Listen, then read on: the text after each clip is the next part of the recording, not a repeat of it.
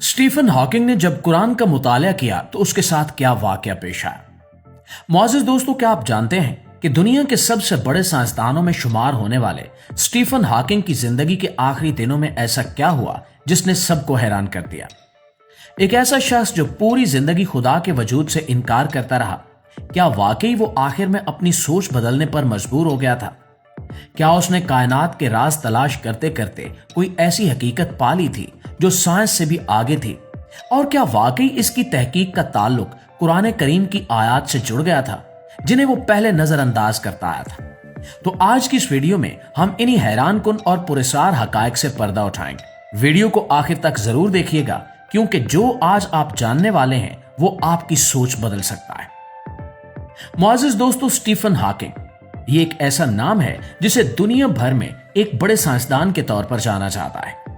एक ऐसा इंसान जिसने अपनी जिंदगी कायनात के राज समझने में लगा दी। खास तौर पर ब्लैक होल और बिग बैंग जैसे मुश्किल मौज़ूआत पर इसकी तहकीक ने साइंस की दुनिया को हिला कर रख दिया।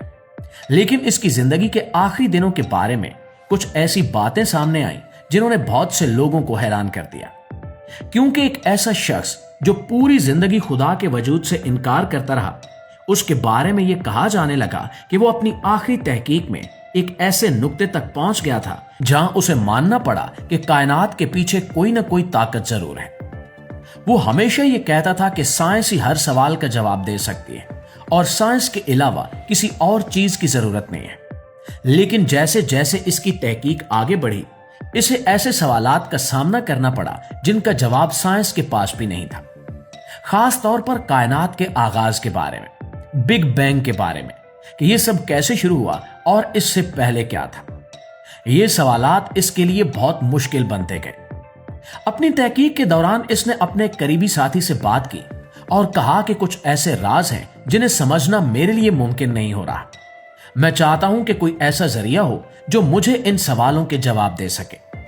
इसके दोस्त ने इसे मशवरा दिया कि वो सिर्फ जदीद साइंस पर इन्हिसार न करे, बल्कि पुरानी किताबों का मुताला भी करे।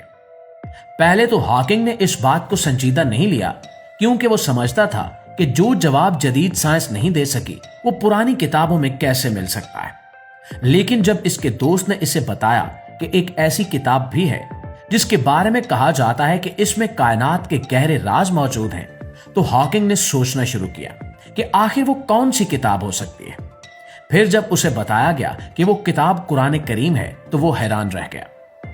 प्यारे दोस्तों, एक तरफ उसका साइंसी जहन था जो ये मानने को तैयार नहीं था कि 1400 साल पहले की एक किताब में ऐसे राज हो सकते हैं जो आज की जदीद साइंस भी पूरी तरह नहीं समझ सकी।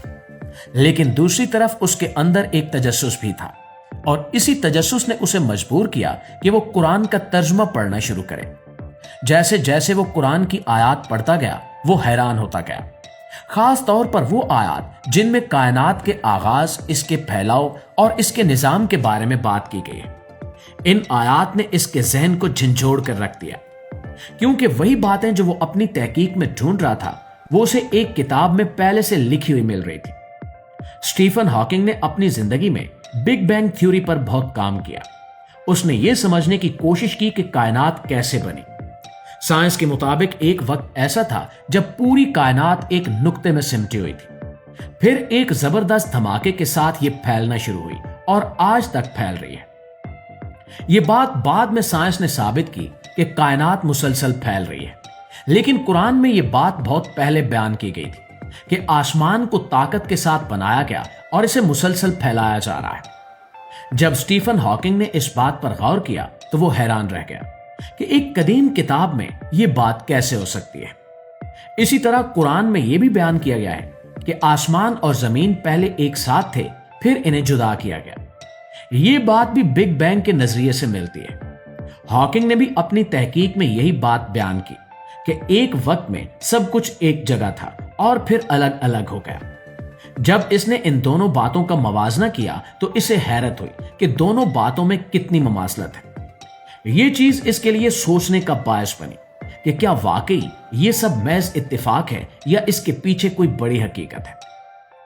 नाज़रीन ग्रामी, स्टीफन हॉकिंग से जब यह सवाल किया गया कि क्या कायनात में हम अकेले हैं, तो उसने कहा कि इतनी बड़ी कायनात में सिर्फ एक छोटे से सैयारे पर जिंदगी का होना अकल से बाहर है। इसका मतलब है कि कहीं ना कहीं और भी जिंदगी हो सकती है।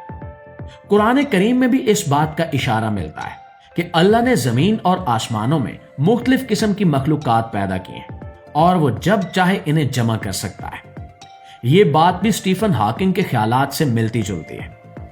दोस्तों, स्टीफन हॉकिंग ने अपनी जिंदगी के आखिरी दिनों में कायनात के बारे में जो नई तहकीक की, वो बहुत हद तक इन बातों से मिलती थी जो कुरान पाक में बयान की गई है।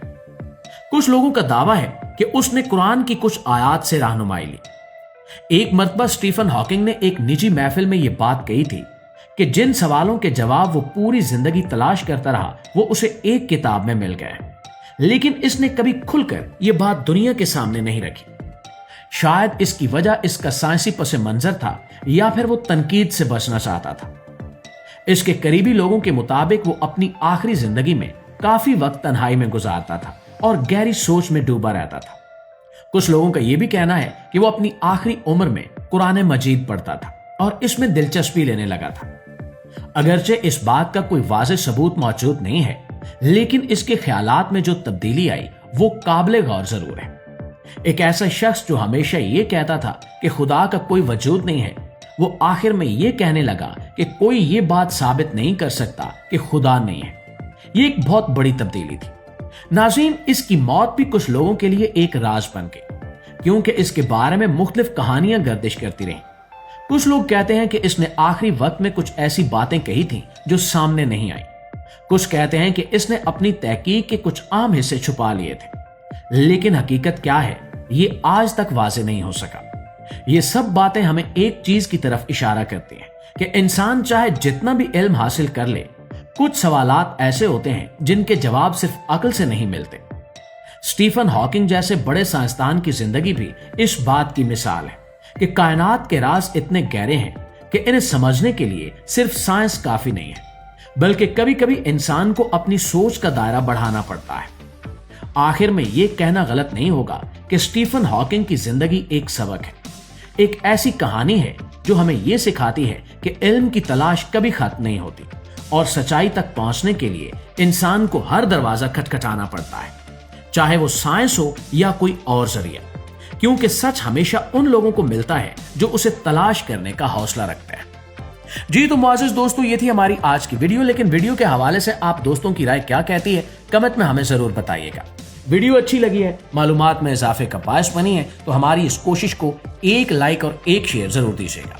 इंशाल्लाह आपकी खिदमत में हाजिर होते हैं एक नई वीडियो के साथ। तब तक अपना ढेर सारा ख्याल रखिए। अल्लाह निगहबान।